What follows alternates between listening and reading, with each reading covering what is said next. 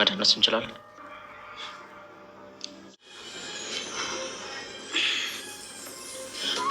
እና ታዲያ እሷን በደንብ ለማስቀናት ወይ ትትና ለማበሳጨት እንዲመቸን ለምን ተንበርክከ ቀለበት አታረግልኝም?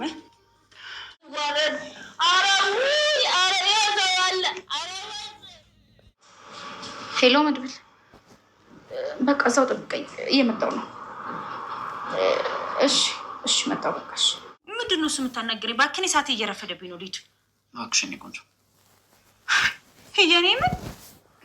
የኔ ቆንጆ እያለሽ እኮ ነው። ይሄን መልክ ድሮ ብትወጪ ነው ሁላችንም አጋድለሽን ነበረ። ያው እንግዲህ ምንም ብታምሪ ግን ከጽግዬ አትበልጭም። አብርሽ ይሄ ልጅ ብታሳርፍኝ እኮ እናሳርፍልኝ፣ ካለበዛ እንደ ጅራፍ ነው ማጩ። ሰማኝ ጋይ ዛሬ አብርሽ ወጥመድ ውስጥ መጠመድ ምን ትሉታላችሁ? እንግዲህ አብርሽ በሚገርም ሁኔታ ዛሬ በትልቁ ነው የተፈተኑ። ቤተሰቦቻችን ለሁሉም በሁለት ቆነጃጅቶች እንግዲህ ባልጠበቀውና ባላሰበው መልኩ በሚገርም ሁኔታ ትልቅ ወጥመድ ውስጥ ገብቶ ነበረ። በሁለት ሴቶች ተፈተነ ጋይስ። እንግዲህ ሁለቱም ኮረዶች እንዳያችኋቸው ፏፍስ ችክ ብለው ማለት ነው። ቤተሰቦቻችን እንግዲህ አለባበሳቸው፣ ሁኔታቸውን፣ ራሳቸውን እንዴት ዛሬ የትም አይቶት የማያውቀውን ቆንጅና ሁለቱም በተመሳሳይ እንግዲህ ብቅ ብለው የሚገርሙ ደግሞ ሀሳባቸው አንድ መሆኑ። ምክንያቱም ሁለታቸው አብርሽን ለመፈተን ነው። ገባችሁ አይደለ? ምን ያክል ይወደኛል አይወደኝም የሚል አይነት ነገር። ሰውን በነገራችን ላይ በዚህ መልኩ አይፈተንም። ምክንያቱም ይሄ እንደዚህ አይነት ፈተና ሰው የሰውን የሚወደውን ሰው ያጣል።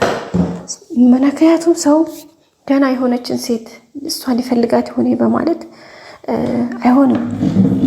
መጀመሪያ ነገሮችን በደንብ ማጤን መልካም ነው። ከዛ በቀጠለ ደግሞ ቀጥታ ስሬስ ጥያቄ መጠየቅ፣ ትወደኛለህ ወይስ አትወደኝም? ለእኔ ያለ ስሜት ምን ያክል ነው? ወይስ አንተ እንዴት ነው ብሎ ነገሮችን በግልጽ መነጋገር፣ ማውራት።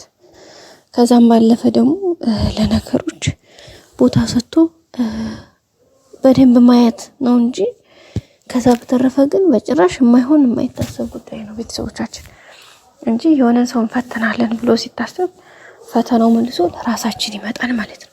እና አሁን እንግዲህ የግሌና ትትና የሚያደርጉት ይሄን ነው። በተለይ ትትና እንግዲህ አብርሽን ልብ ፈትናለሁኝ፣ ወደ እኔ ስባለሁኝ፣ ነገሮችን አስተካክላለሁ ብላ የገባችበት መንገድ እንኳን አይደለም ልታስተካክል ይቅርና እሷን ወደ ሌላ ፈተና ነው ወሰዳት። እንግዲህ ሳትፈልግ መጀመሪያ እራት እንብላ ብሎ ቀሚስ ይገዛላት ሰውዬን፣ እሱን ትታ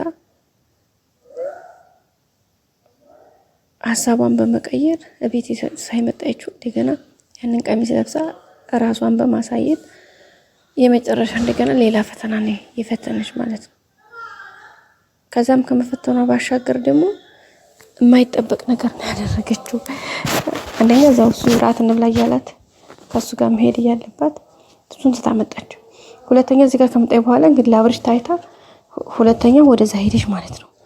ወደዛ ስትሄድ ደግሞ የሚገርመው ነገር በጣም እንትን ባላለ መልኩ ባልጠበቀችው መልኩ አብርሽ የት ልትሄጂ ነው? የት ነው? ለምንድን ነው? እንዴት ነው የምትሄጂው ብሎ እንዲጠይቃት እየጠበቀች ነበር፣ ግን አላላት። ያንን አለማለቱ ደግሞ ሌላ ንዴት ጨመረባት ማለት ነው። ጋይስ አስባችሁታል? ሌላ ንዴት ነው የሆነባት። ምክንያቱም ወይ ስትሄጂ ነው ተመለሽ፣ ለምን እንዴት ከኔ ጋር እንሄዳለን ምናምን እንዲላት ነበር የፈለገችው። ግን ከቤት ስትወጣ የለም፣ አልተከተላትም። ማንም ሰው በቅ ብሎ ያላት የለም።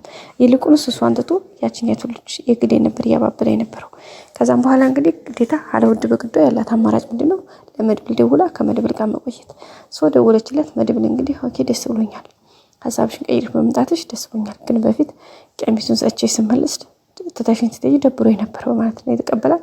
ከዛ የሚገርም ምሽት አመሹ። ከዛ መጨረሻ ላይ እንግዲህ ተናዳ አብርሽ ደግሞ የሚገርመው የግሌን ይዞ እዛው መጣ። እሱም እሷን ለማብሸቅ እሷም እሱን ለማብሸቅ። አይገርማችሁም?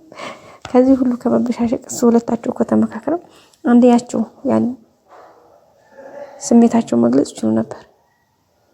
ስሜታቸውን ገልጸው ሁለታቸው አሪፍ እንትን ያሳልፉ ይችሉ ነበር፣ ግን አልቻሉ።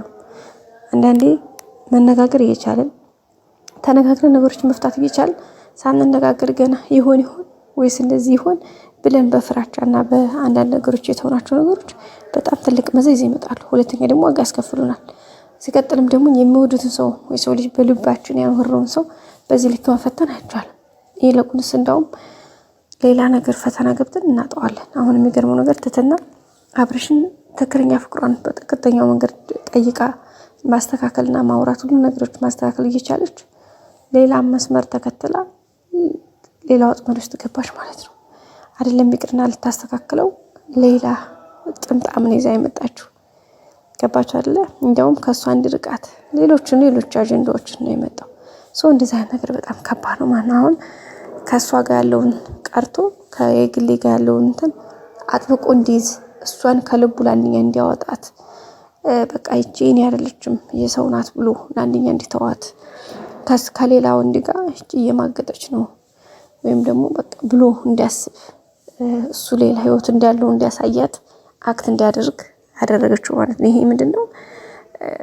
ለማስቀናት ወይም ደግሞ ይሄ ለማቀናናት ወይም ደግሞ እሱ ያለውን ለኔ ያለኝ ስሜት ለመፈተን ተብሎ የሚገባ ነገር ይሄን ያክል ቫልዩ ነው ወይም ደግሞ ጥሩ ነው ብዬ አላስብም። ይልቁንስ ከዛ ይበልጥ ነገሮችን ቀርቦ መነጋገር መመካከር እሱ መልካም ነው ብዬ አስባለሁኝ። እንግዲህ ዛሬ አብርሽና መድብል እሱ በማዶ ያ በማዶ ሲታዩ ነበረ። ሲጀመር መድብል እንግዲህ ትትና እንዴ ቆይ ተወጇልሽ እንዴ ያብርሽ ቆይ ምንድነው ያላት ነበረ። ግን አረ ምንም የለም ማለች ማለት ነው። ልቧ እንደዚህ እየመታ እሱን ለማሳየት ብላ እኮ ነው ያንን ቀሚስ ይዘው ከመድብል ጋር አብራ መሄድ እየቻለች ተነስታ ቤት ሄደችው። ከሄደችም በኋላ እንግዲህ ለብሳ እኮ አላማረብኝም ምናምን ብላ የተሽለጠለጠችው እኮ እዛ ሳሎን እሷ ውበቷን ቁንጅናዋን ለማሳየት እሱ እንዲወዳት ለማድረግ ነው ሀረካቷ እንጂ ሌላ ነገር ፈልጋ አይደለም። ኮሜንት ፈልጋ ነው፣ አስተያየት ፈልጋ ነው፣ ሰጀሽን ፈልጋ ነው። ሲቀጥል ደግሞ እሱም ብሏታል ትትና በጣም አምሮብሻል አላት። አወራት ፕሮግራም ስላለኝ ነው። ከማን ጋር ነው አላትሽ? ከመድብል ጋር። በቃ አብረሽ እዚህ ጋር ጨሰጋይሰ የግሌ ደግሞ በቃ የሆነ ሰንበዲ ሰምጠራችና በቃ ከሱ ጋር አራት ፕሮግራም አለኝ ምናምን አለች ማለት ነው። ጎበዝ ወንድ ነሽ፣ ግን አድናቂሽ ነኝ። ምክንያቱም እንደዚህ ነገሮችን በዚህ ልክ ማድረግ ካልተቻለ በቃ አሁን አብርሽን የግሌ በነገራችን ላይ አሪፍ እንትን የሰራችሁ አሁን ከትትና ጋር እየቆረጠለት ወደ እሷ የመምጣት እንትኑ በጣም ሰፊ ይሆናል። ገባችሁ አይደለ? ሲቀጥል ሲጀመር የግሌን አብርሽ ለአብርሽ ሳይሆን ለገልሞ ነው የምትገባው።